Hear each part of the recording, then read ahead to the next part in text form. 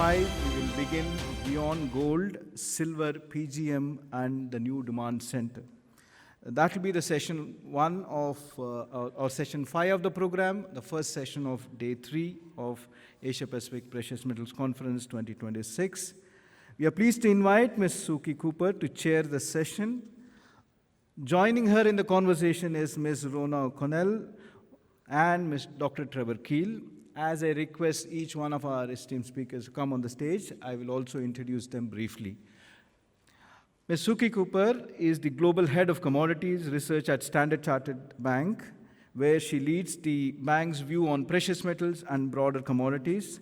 She is widely recognized for her analysis of gold, silver, and PGMs, and for advising institutional clients on price drivers, investment flows, and market trends.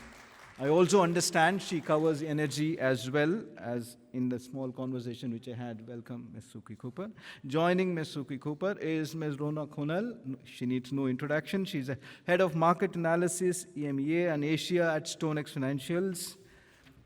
She has got decades of experience covering precious metals. She has got in-depth research on supply and demand fundamentals, investor behavior, policy developments affecting gold, silver, and PGMs. The third speaker who would be joining in this session is Dr. Trevor Keel. He is a Senior Technical Advisor to the Silver Institute. Dr. Trevor focuses on industrial and technological applications of silver. His work spans areas such as electronics, solar, healthcare, new technologies, highlighting how innovation is shaping the future of silver demand. With this introduction, I hand over this session to Ms. Suki Cooper. Over to you. Welcome to day 3, everyone. I am so excited to see everyone here. You will be rewarded for showing up nice and early with an absolutely fantastic session. I am so excited to be joined by both Rhona and Trevor. So what are we going to discuss this morning? We are going to go beyond gold. We are going to cover silver and the PGMs. Both metals have hit record highs this year, so it deserves the opening session on day 3. And I'm going to set the background, and then we're going to dive into the details with Rhona, who's been covering the market for more than 40 years, has gone from commodities to equities, back to commodities, an expert in our field. And Trevor, of course, is a technical expert, not just on silver, but many of the other precious metals as well. So I'll just kick off with a little bit of a background, set the scene for today. So looking at the commodities complex as a whole, we know the precious metals outperformed last year. We can see across here, there's the 2025 price performance in blue, and in 2026 year to date, it's in red. Last year, precious metals dominated, outperforming, and the rest of the complex really lagged. And we've seen a U-turn in that this year, partially with the Middle East conflict. We've now seen the precious metals starting to underperform, and then the energy complex has really started to rise, and we've seen some extraordinary price action across the energy space. But here, even though we've seen, for instance, silver prices flat year to date, they did hit a record high come January. And if we think about levels from this time last year, we've actually doubled in terms of magnitude. So still very impressive performance, even though we're flat for the year to date. Platinum, not to be left behind, also hit a record high.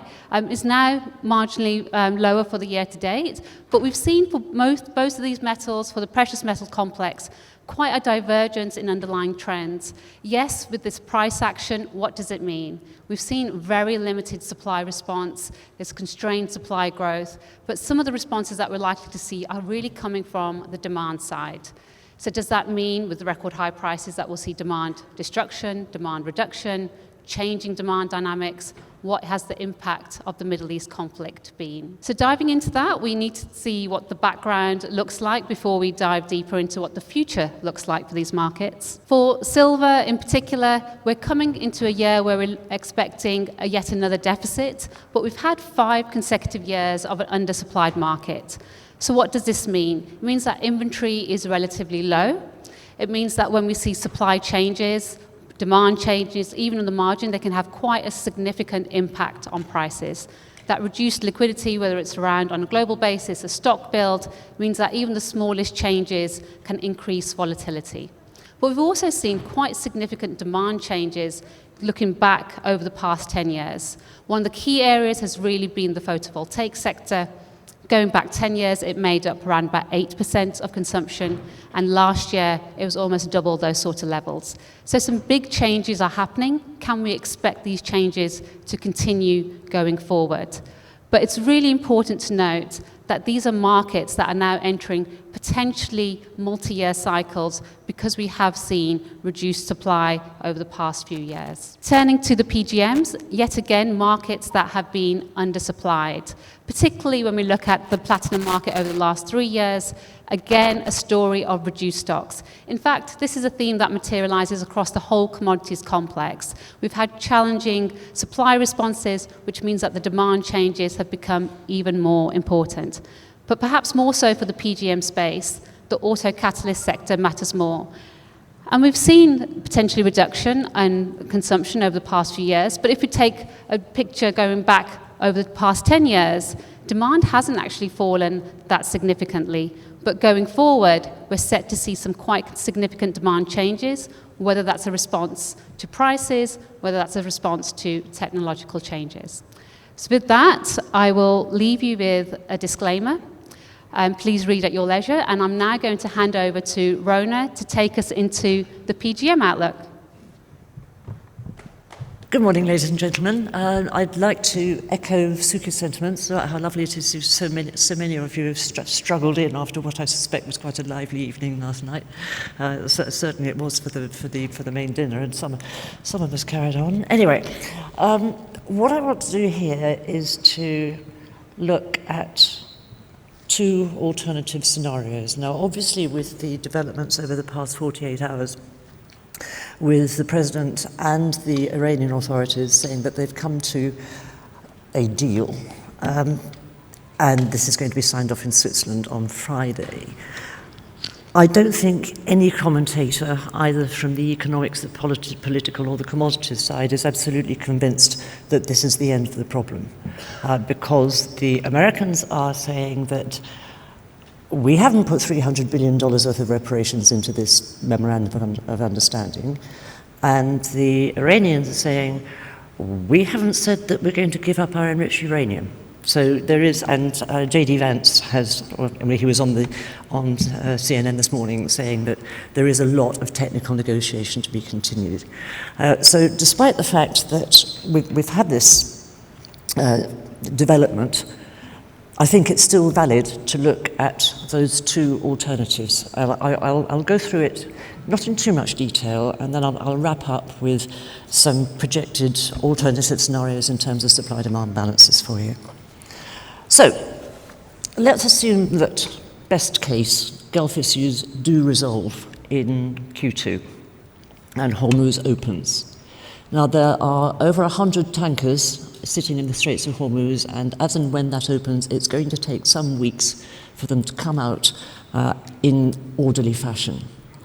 But we can probably expect that they will be back to pre-hostilities normality by around about the end of September. So that's another three or so months to go. So Brent is down and WTI, they're both down by about 5% over the past 36 hours or so. It may well be that they're going to stabilize at around about this level, and it's not all over yet, bar the shouting, by any stretch of the imagination. As far as the downstream side of the markets are concerned, particularly, as Suki has already pointed out, the importance of emission control catalysts is not to be underestimated in these markets. Typically, it accounts for 42% of palladium global industrial demand in any 1 year. Sorry, platinum, and over 80% of palladium. And while we're at it, over 85% of rhodium demand. And I'm going to come on to that again later in the presentation. At the moment, we are about 4.5% down globally in terms of light vehicle sales year to date, or at least to the end of May. China is relatively, I can't think of the word I'm looking for. It's relatively covered in terms of its strategic oil reserves. So it's insulated is what I'm after. It's comparatively well insulated from the problems in Iran and in that area. Similarly, the United States isn't hit too badly because they're a net oil exporter, but they have had the downstream rise in prices, which has filtered through to the psychological $5 per gallon in some places. It's now come off a little bit.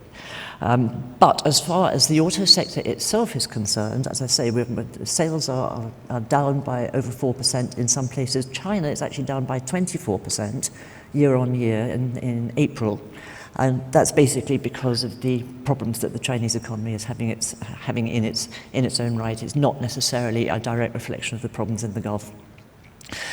Europe sales are down. United States are also down by varying different levels, which, as I say, takes us to between 4 and 5% down for the year so far. As far as the full year is concerned, if the Gulf issues are resolved in the second quarter, we can probably look at something like a 5 to 6% fall in auto sales overall, and a recovery next year, probably back to 2024 levels, but it might just miss. If the situation persists through 2026, then obviously we have more problems. There is the potential for recession activity. You've got oil prices higher for longer. That feeds through into inflation, and obviously we had a lot of conversation yesterday about gold and inflation and interest rates and so on and so forth, so I don't need to go there at all. But it does affect consumer demand. It affects certainly big ticket items, and consumer confidence is all part of that equation as well. So we could expect easily a 10% fall in auto sales this year were this situation to persist. And we would not get back to 2024 levels or even 2025 levels in 27, probably by 28, but that would be a problem. As I say, bear in mind the auto sector accounts for over 40% of platinum demand and over 80% of palladium demand. And the long-term outlook with the electrification of the vehicle fleet is not good. Palladium, frankly, is, if nothing changes from now onwards in terms of technological research, and that's something else I'm going to address, then palladium is effectively in the metals market's equivalent of walking into a black hole. But it's unlikely that that's going to happen because there are powerful entities in the market who are working very, very hard on technological developments. So before I get onto those specifically, just a little bit of macro background for you. You can see what the yield, these charts were generated towards the end of May, because obviously we had to go through compliance, then get it across here. So I haven't been able to update them beyond that, but they're still valid. So you can see the solid green line is the yield curve as of end of May, and the paler one below is what it looked like a month beforehand. And those levels have been rising pretty consistently over the past 4 or 5 months or so. So that tends to hit activity in the consumer sector, particularly when you look at the 30-year, which is the final element on the right-hand side. That's the one that dictates mortgage rates, and the U.S. housing market is uncomfortable at the moment. It's not dreadful. It's relatively well paced, but again, it's all feeding through into the bottom line in terms of consumer spending. And big ticket items, particularly the auto sector, is one of the areas that's being hit. Inflationary expectations, similar. We'll get the FOMC meeting in the middle of tomorrow night, as far as we're concerned in Asia. I'll actually be on a plane, so I won't be able to do anything about it for 24 hours or so. But it will be very interesting to see how Governor Kevin Walsh takes a helm at the FOMC, because one of the problems that the Fed has had for the last year or so, I would say, is that inflationary expectations are not anchored. And that is one of their key parameters. So it'll be very interesting to see what he does. And interestingly, there was a commentary in the Financial Times yesterday suggesting that if he really wants to choke off inflationary problems, he should hike now. So we'll see what happens. The bond markets are discounting something like a 60% chance of a hike in the fourth quarter, but not before. Now, as far as platinum, palladium and the ratio are concerned, that's there for illustrative purposes. I'm not going to go into the possibility of reverse substitution, although if the ratio between the two stays where it is, we could well see some reverse engineering with palladium gaining a little bit of market share, again in the auto sector, at platinum's cost. And the import numbers here on the bottom left, you can see that it's China, obviously. You can see that the bulk of the increase in platinum imports into China took place last year and sporadically in the year before, whereas palladium has rocketed over the past few months. Now, this comes, there's the balances that I was talking about. The bottom line doesn't change hugely in any of those scenarios. Top left is what it looked like at the start of the year, and then you've got the June settlement and not before 2027. So you can see that, and I've deliberately left investment blank for 26 and 27 because it is so variable. So we can see what the supply against industrial demand balance looks like, and it moves into a manageable surplus. It's not enough really to drive prices down particularly. I mean, platinum's actually dropped below the $1,800 level within the last 48 hours or so, but it's not on a crash course. For the medium term, then I would say we're probably looking at stability. Here is palladium. Again, I've only gone out as far as 2027, and the balance pre-investment, it comes, the deficit contracts, but it remains in a deficit, and then there's a potential for a small surplus in 2026. Now, looking further forward, this is taken from the International Energy Agency, and the top left is the breakdown by country. We start with China, we drop to Europe, States, India, Korea, Japan, the rest of ASEAN, Latin America, and the rest of the world. Light duty on the left, heavy duty on the right. You can see the extent to which China, followed by Europe, has made inroads with the development of the electric side of the vehicle fleet. Then if we drop down to the United States, on bottom left, the red column in the middle is the current policies scenario, and the blue one is the stated policies scenario. The IEA does this, it gives you alternatives, and, because obviously not everybody has the same opinions. So what we're looking at here is the left-hand one is 2 to 3 wheelers, as it is in the European and the Chinese charts. The next one in is light-duty vehicles, then buses, then trucks. So the 2035 target for the United States is running at around about 20% for light vehicles, market penetration, which is nowhere near what the original aspirations were. And I don't think you'll find any market commentator who believed that the 2030, 2035, 2050 aspirational targets were ever going to be met.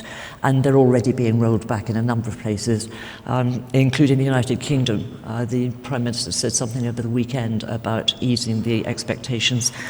Europe has already done so. They're talking about 90% of vehicles coming off the production line in 2035 to be electric, and the other 10 are permitted to be internal combustion engines, provided they use other lightweight materials and work towards renewables as far as is possible.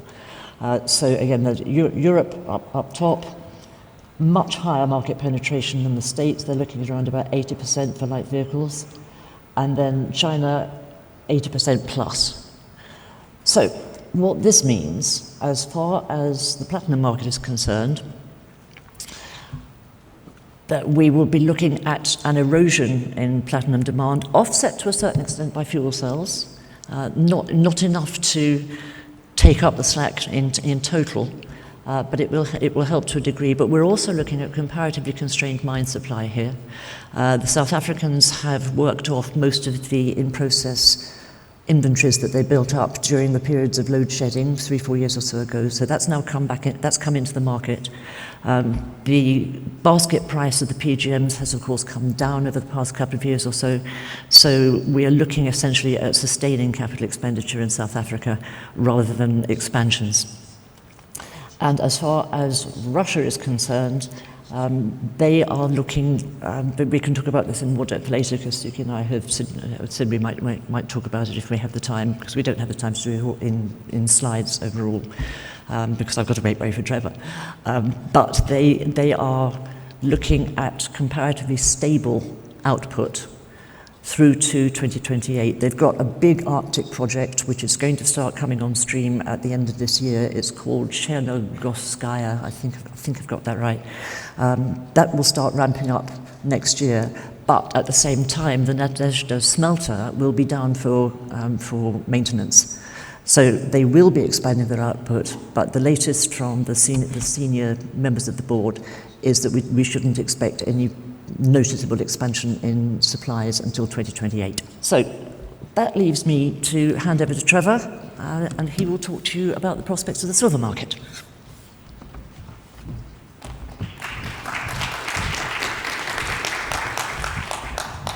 Firstly, I'd just like to thank Albert and Vatsa and the teams for the invitation to come and speak here today. It's been a few years since I've been at the APPMC, but it's great to be back in Singapore, so thank you. I've got just a handful of slides really to set the scene. I think quite a few of you know I've worked with Mike DiRienzo at the Silver Institute for a number of years now, supporting him particularly around industrial applications for silver. So that's what I'm going to focus on today, and some of the demand drivers looking forward over the next few years. This slide is just taken from this year's World Silver Survey that was published in April this year. Just gives a snapshot of demand over the last few years. And really, as Suki said, you know, it's been a very strong few years for demand in the industrial sector for silver, primarily driven through the electronics sector and the use of silver in that sector. Electrification, as everybody knows, really has taken off over the last few years, and that's really shown in many of the electronics metals, particularly silver. Photovoltaics is a big part of that story as well, and I'm just going to cover a few of the key areas that we've seen alongside sort of the work done by Metals Focus in the area as well. So hopefully that sets the scene for a discussion later.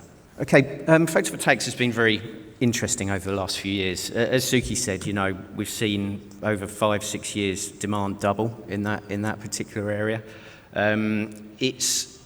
We've got to a point now there where there's a few challenges that have appeared really on the horizon for demand for silver in the sector. And I've tried to kind of summarize some of these pictorially here. Top left, I think a lot of you will recognize that chart. And that's obviously the silver price over beginning of 2025 up until the beginning of 2026. And yeah, I think as everyone here knows, we sort of started the year at about $30 an ounce, and at one point peaked at $120 an ounce. So, you know, a fourfold increase practically.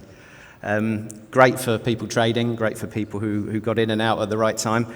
Less so for folks who use silver as an industrial material. So there's a real challenge there. And I think what's happened really is that's really kind of spurred a lot of effort to thrift silver in the sector.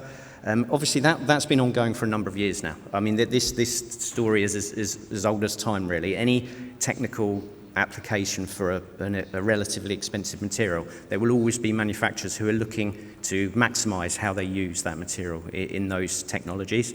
But when you get spikes in price like that, I think that's kind of redoubled. The efforts are redoubled for manufacturers.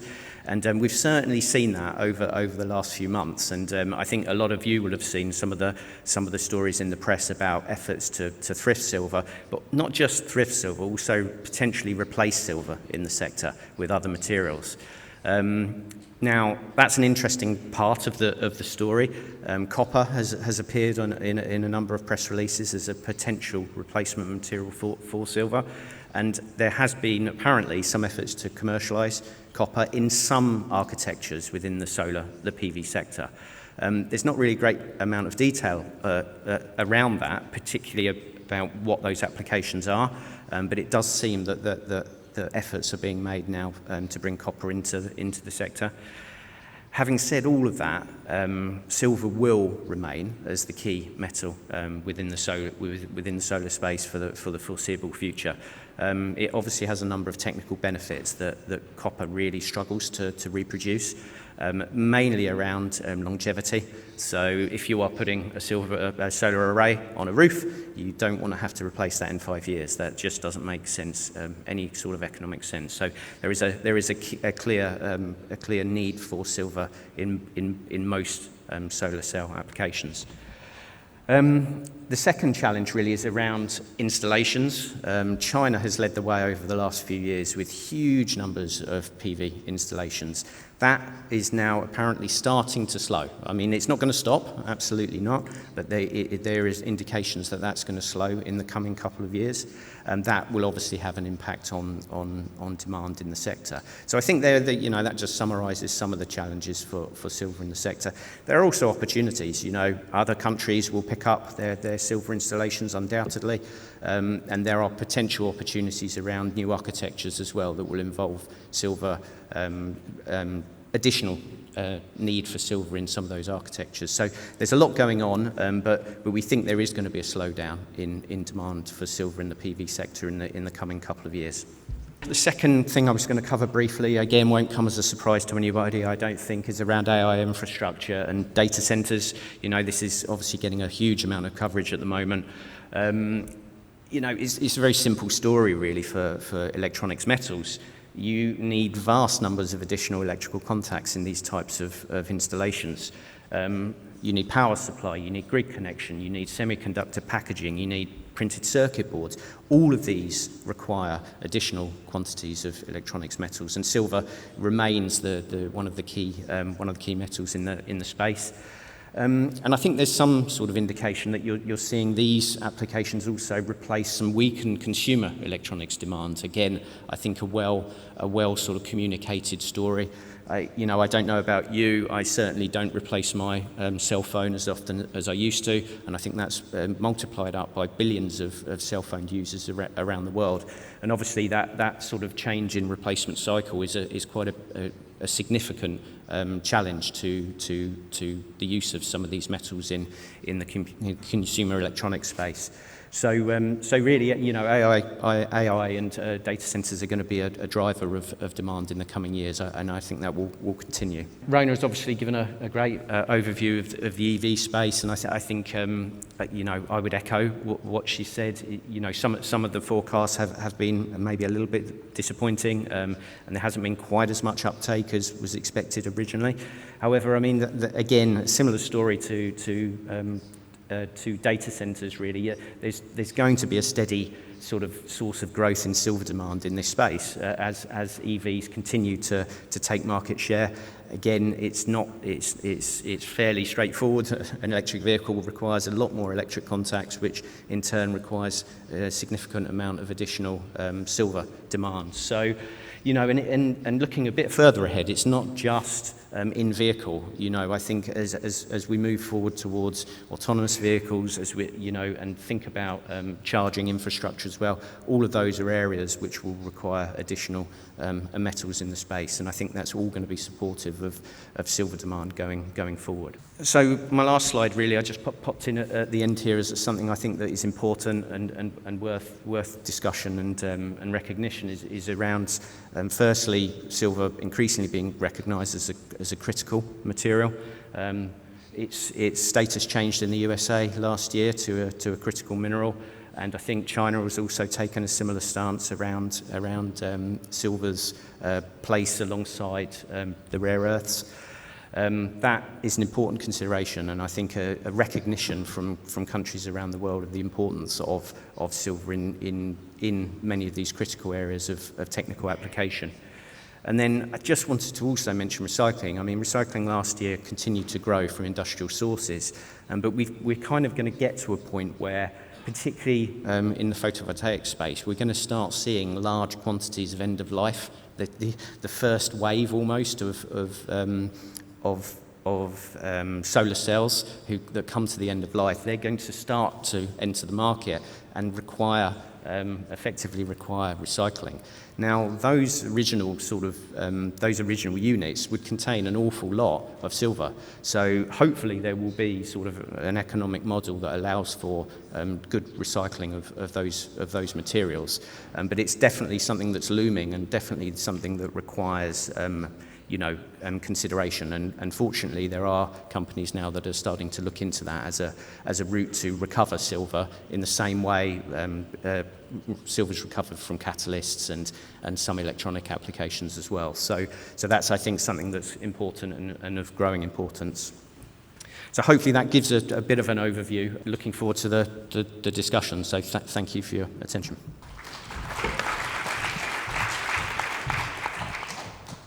Thank you, Rhona. Thank you, Trevor. That really sets the scene for this session in terms of silver PGMs and new demand drivers. We will be taking questions from the audience, so if you do have any questions, feel free to raise your hand. But also, I'm excited to be joined by Rhona and Trevor, so I have questions of my own. So if you want to stop me talking and asking my questions, please do raise your hand. So Trevor, I want to start with you. There's been some headlines over the past few weeks, past few months, as you've touched on. Silver usage in PVs are potentially at threat from alternative use. And this is something that we've seen headlines on over the years. And as you've mentioned, silver is key in the solar panels. But now there seems to be traction around it's actually going into production in terms of using copper as an alternative. I want to get your thoughts as somebody who's looking at this from a big picture. Is it really happening? What sort of volumes should we expect? Is it going to change the longer term trend in terms of accelerating the decline in silver consumption? Sure, and I think it's definitely an important thing to consider and be aware of. There's lots of elements to this, though. Firstly, and I think is a very important thing to think about, is it's not a direct replacement. It's not something that's easy just as a drop-in replacement. You don't just remove silver and replace with copper. There's a lot of manufacturing that needs to go into that process. There's also a lot of testing because obviously copper does not have the same longevity that silver has. So there has been a lot of accelerated testing done. As you say, there has been a number of press releases that certain manufacturers, primarily in China, are going into commercialization. We don't really, unless anybody can unless people in the audience know more, I haven't really seen a great deal of information about specifically what those units are going to look like, what those units are actually going to be used for. I don't think they're certainly not going to be the sort of high-end units that are utilized in, on our roofs, in space, on vehicles, etc. But it certainly is something that represents a threat, but it's going to take a number of years to start coming through and actually, I think, have a noticeable effect on demand. I actually think the sort of demand is going to be more impacted by the sort of the China effect and China sort of slowing down its installation of solar cell arrays. So it's absolutely a threat. It's absolutely something that is coming. And as I mentioned, it's very much, we see this since the beginning of time when it comes to technology. If a relatively expensive material is utilized in a technology, there will be manufacturers who look to try and either minimize or remove it altogether. So that will be happening, and it is happening. Is it going to immediately create a huge impact? I don't think so. But it's something we need to be aware of and need to track as members of the silver industry. Just thinking about that, I know silver is used partially because its durability and it can keep solar panels on roofs for in excess of 20 years. Is there any idea of how much it might compromise that duration if you do switch to alternatives? Yeah, I think it depends. I don't think we really know yet. And I think it depends how silver is incorporated as well. So there's lots of different ways that manufacturers are looking to incorporate copper into their sort of formulations. Certain architectures utilize metals on both the back plate and the front plate. And I think at the moment, efforts are being made at the back plate to sort of either utilize copper or utilize silver-coated copper as well, because there is a way that you can actually generate paste that combine both copper and silver. So you get the longevity, ideally, but you get the sort of the cost savings of utilizing copper as well. So I think it's difficult to say at the moment. I think the next couple of years will be quite interesting to see if we start seeing large-scale deployment of this, but at the moment we're not really sure. But like I say, if anyone in the audience knows better, I'm very, very happy to hear that. So we like silver very much. We even call it silver bullion, so I've been spending quite a bit of time on it. And what I realized researching this is what makes a precious metal precious is the fact that it doesn't oxidize. And so that's really the longevity that we're talking about. And it's my understanding in the 2010s and so on, there were a number of companies which experimented with going copper only. And if you are a manufacturer of solar panels, usually you have to give a 20 to 25 year warranty. Now, if you make these panels and after 10 years, 12 years, the copper oxidizes, rusts basically, and it stops working. You, as a producer, you can end up having 10 years of production which is now faulty, people making claims against you, which could basically ruin you. And some of the companies who did this are no longer in business now. Yeah. So what's been happening now is, when they try to reduce the amount of silver, is they have copper wires, but they put plating of silver on top in order to prevent the oxidation. And I think that's sort of the state of the art where we are right now.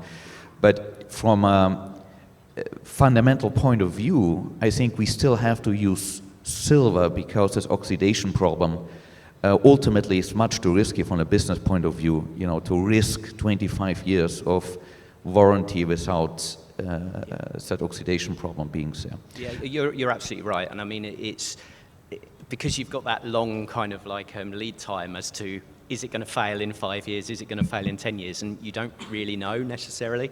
You can do extended testing, which of course a lot of these manufacturers do, but that doesn't always give you the absolute answer as to what's going to happen over that 10, 15, 20 year period. So you're absolutely right. And this is exactly why I said, silver is going to be a major part of the photovoltaic sector for a long time, and there is not going to be a point where copper suddenly just overtakes and you see silver disappearing. It just won't happen.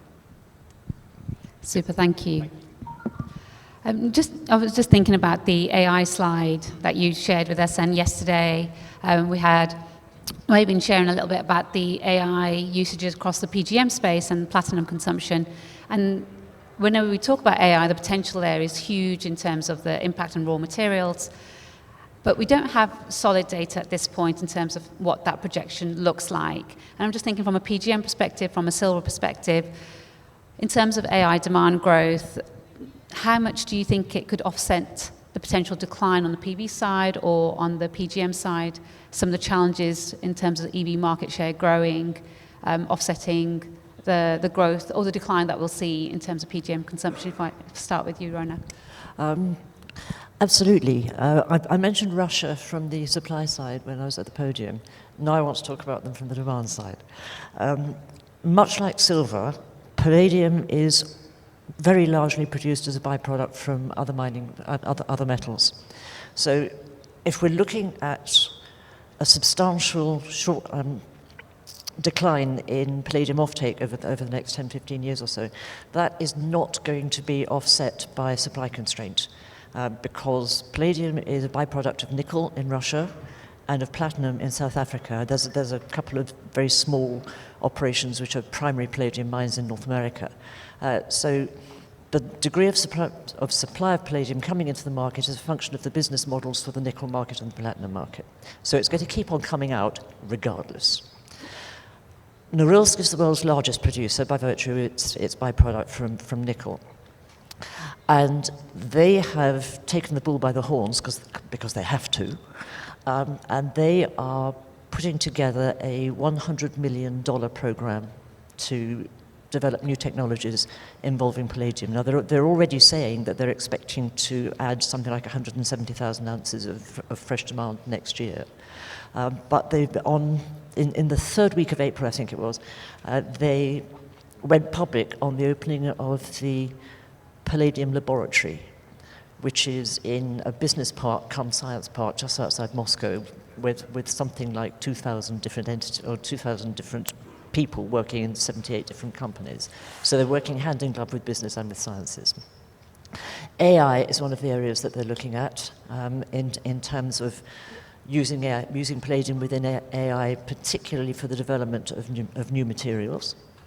Other areas that they're looking at, which Trevor's already mentioned, is potentially not substituting, I don't think, but adding palladium into solar cells. The theory being that they would improve efficiency by about 15%. They're also looking at partial substitution for gold in nanoelectronics. So it's too early to tell yet the extent to which they will be able to offset the reduction in auto sector demand. But just to put that into context, when I said earlier that none of us believed that the net zero targets were going to be met, if you're doing a long-term projection, you've got to start somewhere. So a couple of years ago, I took a worst case, and it worked out that in round about 2035, 2036, the automotive sector, which currently commands over 80% of palladium demand, becomes a net supplier into the market. So see a cliff, fall off it. And that obviously it's in Norilsk and the rest of the market's best interest to see what they can to avert Armageddon.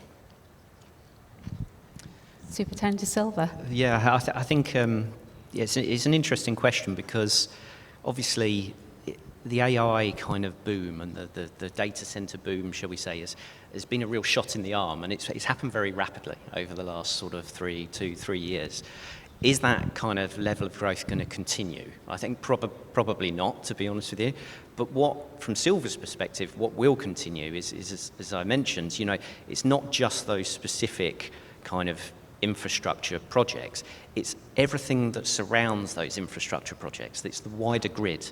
The more of those types of installations are put in place, the more kind of surrounding infrastructure has to support it, and that is all more widely supportive. So I think I look at it as you've had a shot in the arm almost over the last 2 or 3 years. It's helped maybe offset some of the PV losses, which we've started to see and I think are going to accelerate next year. And I think from some of the discussions I had yesterday at the Singapore Sling, we was fortunate to speak with a couple of analysts, Chinese analysts, who were very clear that there is going to be a slowdown in installations, which is obviously going to continue to impact silver. So I think we've got this kind of like interesting sort of shot in the arm almost from AI. Is it going to last as that really rapid growth? Probably not, but certainly all of the sort of supporting infrastructure will continue to need silver and to need metals generally. So, yeah, it's going to be an interesting couple of years, I think. Yeah. Yes, watch this space, and that's also a fascinating fact on the demand side as well. Just thinking a little bit more about Russia. I know you've touched upon it already, but thinking about how far sanctions have already affected Russian PGM supply, would a peace deal now with Ukraine, how much of a difference does that make? When thinking about this, I know we're focusing on demand right now, but just thinking about that supply picture, any other insights that you can share with us? They're over the worst of it.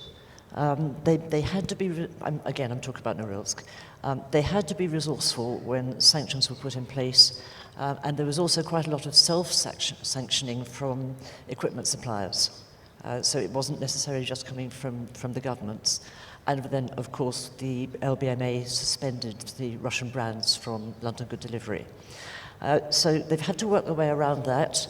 And this also talks to BRICS and Southern Power and all the rest of it with respect to some countries, particularly in North Asia, wanting to divorce themselves to a degree from dependence on the dollar.